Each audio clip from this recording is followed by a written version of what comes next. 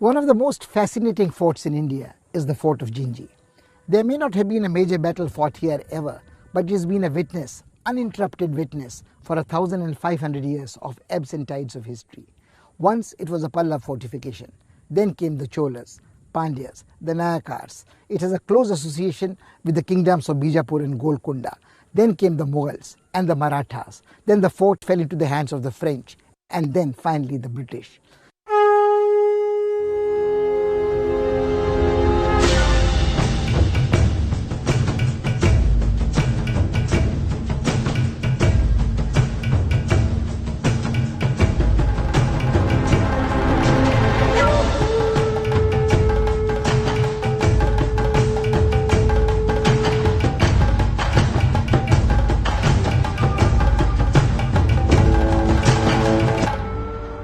The fort of Jinji is situated 120 kilometers away from Chennai in the Virupuram district of Tamil Nadu.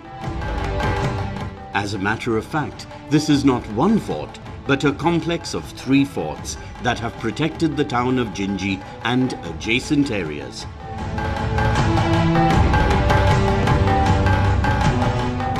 Towering 900 feet above the flat ground, the main citadel is considered a fine example of a Giridurg or a rock fort mentioned in canons of traditional Hindu architecture.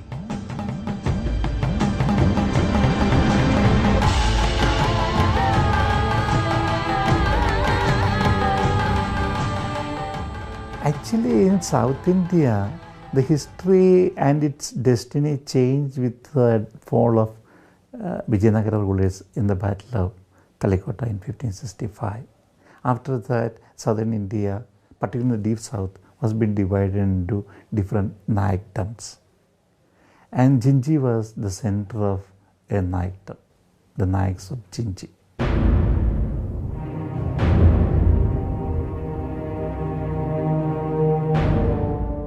Jinji was part of the Vijayanagar Empire, and during that period, its governorship was entrusted to Nayak. It was he who built the fort called Rajgiri on the highest hill.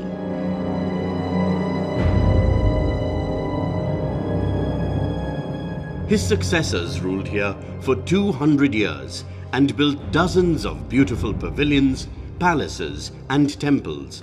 They patronized arts, literature, and music. After the defeat of Vijayanagar, it was annexed to the Bahmani Sultanate.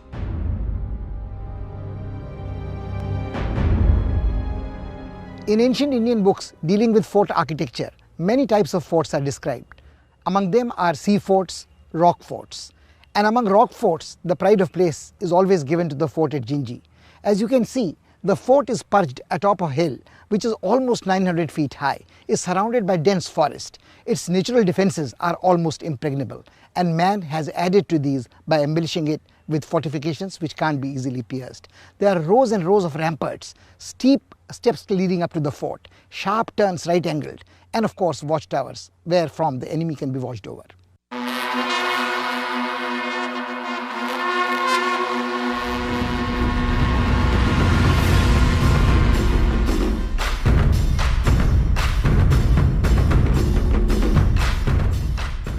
Nature has generously contributed to the defenses of Jinji. It was very difficult to approach the fort, which was built on top of a steep hill.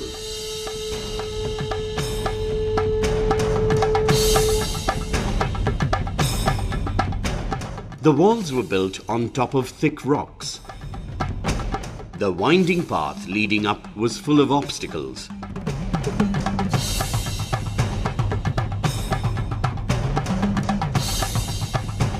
The narrow gates on this road were designed to slow down the invader.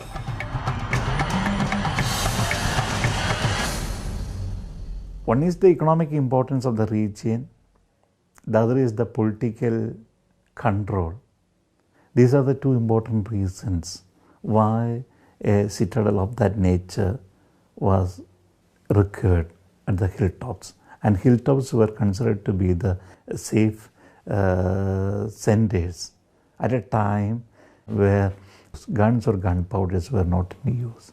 Arrows or lance or spears could not break such kind of structures and fortresses built on the top of hills.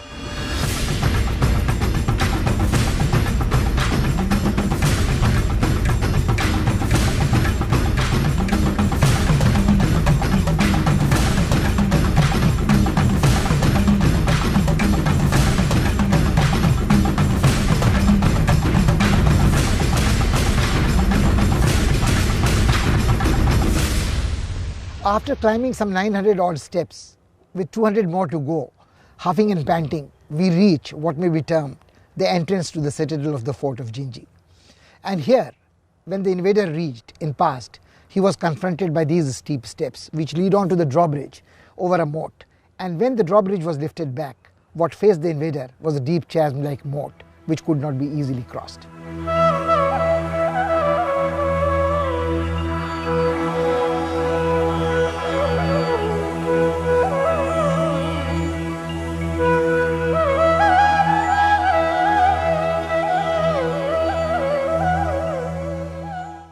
The moment you reach the top, you encounter a variety of buildings. One is a granary, then there are many open pavilions, and there is a beautiful temple. Normally, only a small garrison of soldiers was posted here. The royal family retreated here only in times of crisis. Some buildings were erected when the fort was occupied by Europeans. One of them is the watchtower. At long last, we have reached the highest point of Gingee fort. One gets the feeling here that one is standing at the top of the world. There is a clear, unobstructed view, 360 degrees around you. How could an invader creep up these hills under these circumstances? This is the reason this fort was considered impregnable. Shivaji, the great warrior, a great builder of forts and conqueror of them, himself admitted that this is a fort most difficult to assault in the whole land, and the British compared it as the Troy of India.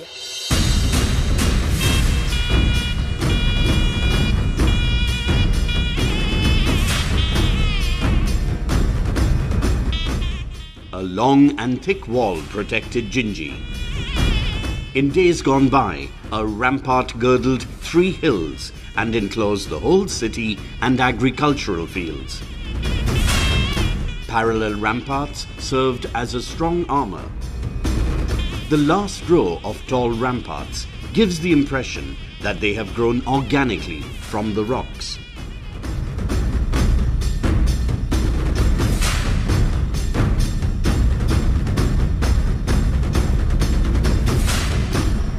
It was one city. There are so many hillocks come under the city. So many bazaars will be there, so many streets will be there. The concept of constructing a fortified city, connecting the hillocks and rugged areas, so that that area will be easy to defend. That idea comes from the Vijayanagara rulers.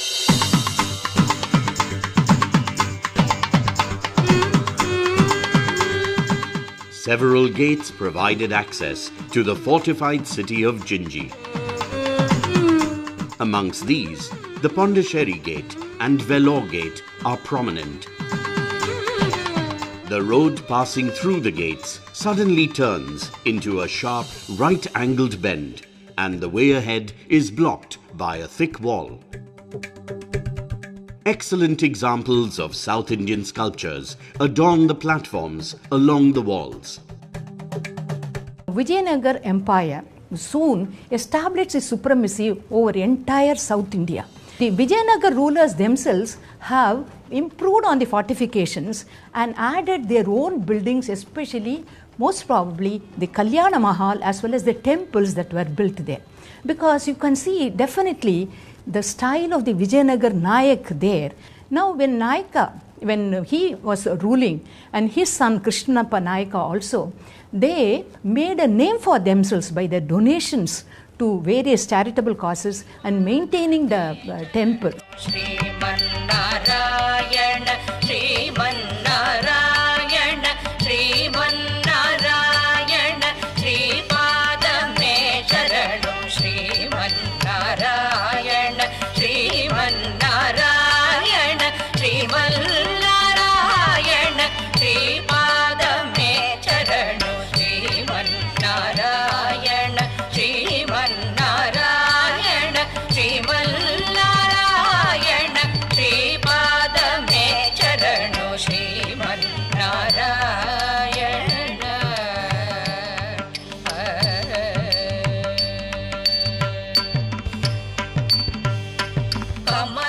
Venkataraman temple that stands near the Pondicherry gate was built by the Nayaks in the 17th century.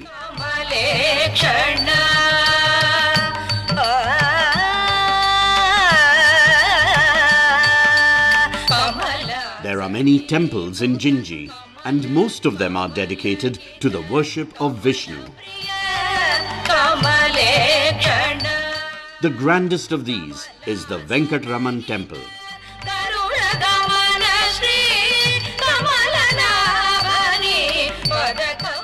Built in the southern style, it has tall gopurams. It has a natmandap and pillars that are beautifully decorated.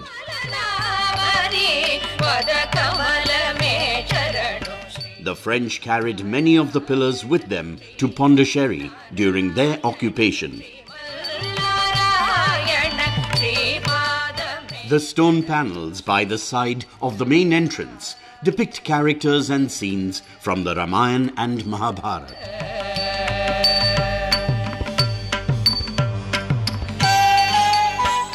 The fort of Jinji has had to endure many assaults in its long life, yet this temple has managed to survive.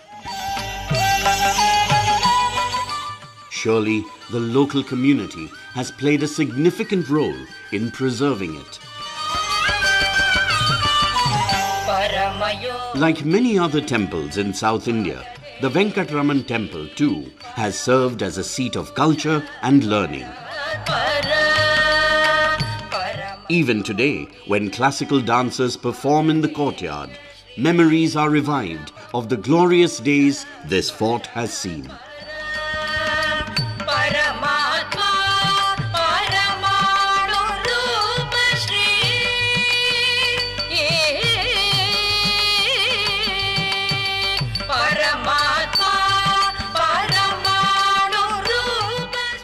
Excavations have revealed many interesting facts about this fort.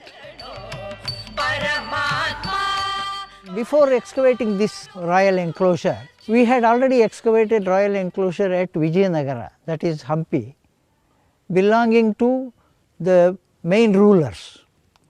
So we wanted to know the difference between a provincial capital and the royal enclosure in the capital city. There is very good comparison between the real royal citadel and the provincial capital citadel.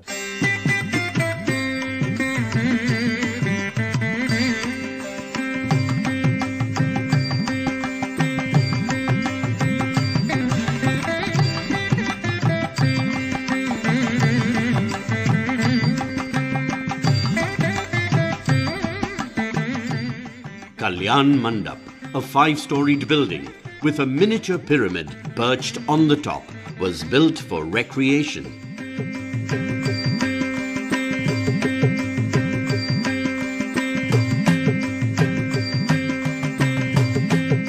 It is quite unique and reflects the same blend of Hindu and Islamic architectural styles that is a characteristic feature of buildings in Bijapur.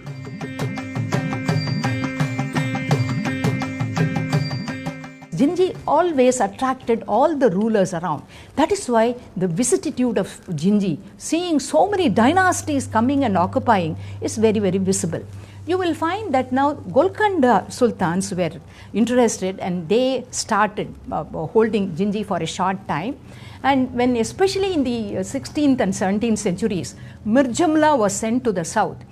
he conquered Jinji and it was under his control.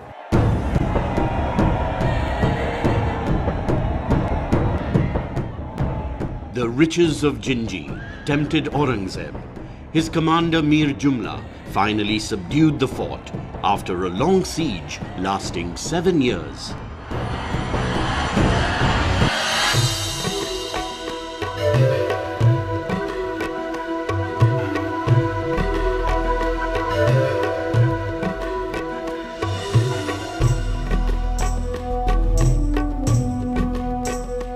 Krishnagiri Fort, an integral part of the Jinji Fort, is situated to the north of Rajgiri, on the way to the pilgrimage of Annamalai. It is built on top of a 500-foot high hill.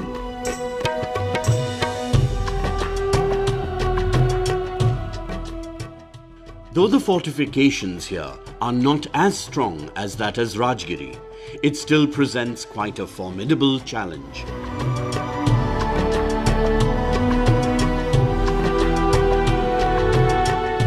Here too, one can see a variety of buildings, a granary, a court pavilion, residential apartments and more.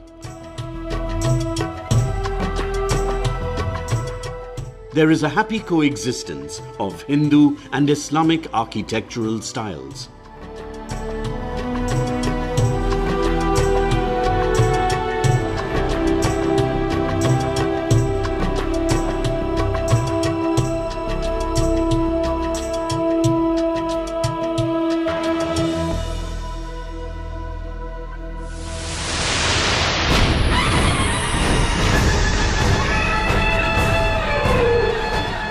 Shivaji conquered the fort in 1677 and Jinji served as the southern stronghold of the Marathas for the next 20 years.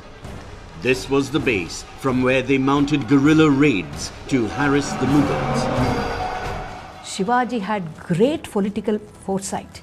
He relied on forts. He built a series of forts in order to protect himself, and Aurangzeb never managed till his death to got hold of Maharashtra because of the forts built by Shivaji. Jinji came under the control of the Marathas in 1677. And Shivaji was the one who really made it a very strong, impregnable fort as we see it today. Covering the entire 3 hills with walls and using the natural defense system of the mountains too. And seeing that there was a military quarters for the people to train, as well as numerous temples which were there were also protected by him. The Ranganath Swami temple is at the top of the Krishnagiri hill. This was built as the shrine where the ruler could offer personal worship. Though small in size, it is quite attractive. One can see the same type of open pavilion here as the one at the Venkataraman temple.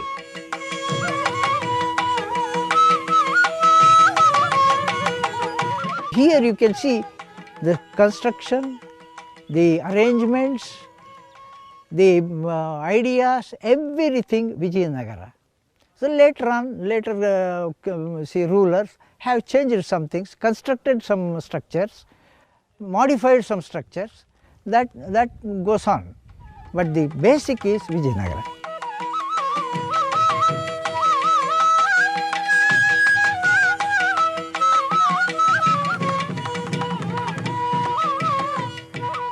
It is remarkable that these temples were not harmed or demolished by the Muslim rulers.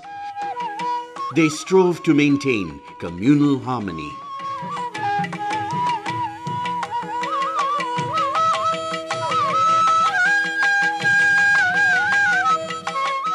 Numerous attempts made by Zulfikar Khan under the Mughals ended in a failure, and the Marathas, true to their nature, indulged in the guerrilla warfare and completely cut off the army of the Mughals from getting supplies. What happened is in 1697, under Zulfikar Khan, once again a huge army with a lot of preparations and experience came, and they did capture Jinji.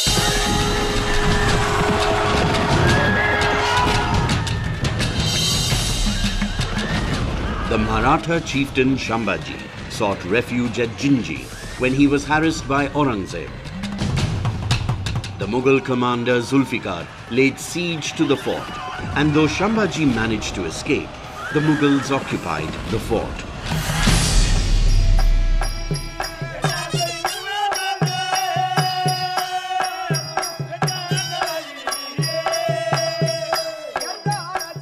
Terukuttu is a popular folk art form in Tamil Nadu. These artists narrate the history of the Jinji fort in a fascinating manner. They entertain the audience in an engrossing, thought-provoking manner, mixing historical anecdotes with satirical comments on contemporary events. They ask, many kings have come and gone. They made countless palaces here. Has this made any difference to our lives? Our lot has remained unchanged.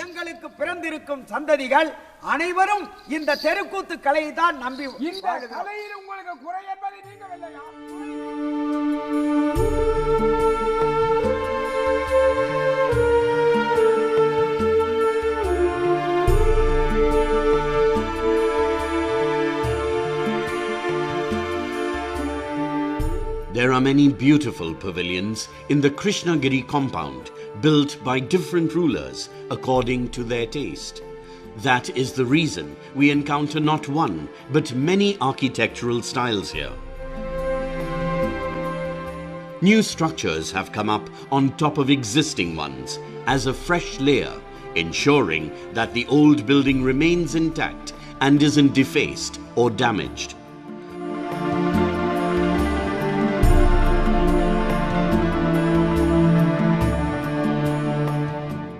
Several dynasties or several generations or king after king or this, that and the other, and all those have brought in elements, and therefore you have such a plurality of styles, architectural styles. The fort itself enacts a plurality of styles, and then this is taken further. Within the fort you will have different styles.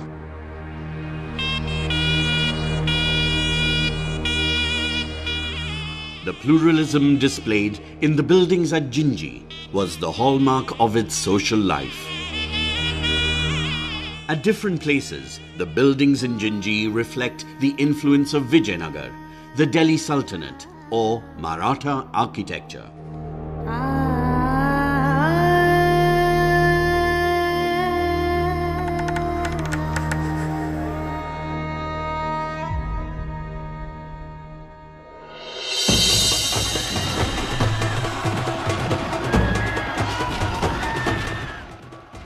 A dramatic tug-of-war was taking place in southern India between contending European powers in the middle of the 18th century. Fortunes fluctuated sharply, but finally the British vanquished the French and they occupied Jinji. With this began a period of neglect. Slowly, beautiful buildings crumbled to ruins. The fort has played a decisive role in the history of our nation. It is a priceless gem of our heritage.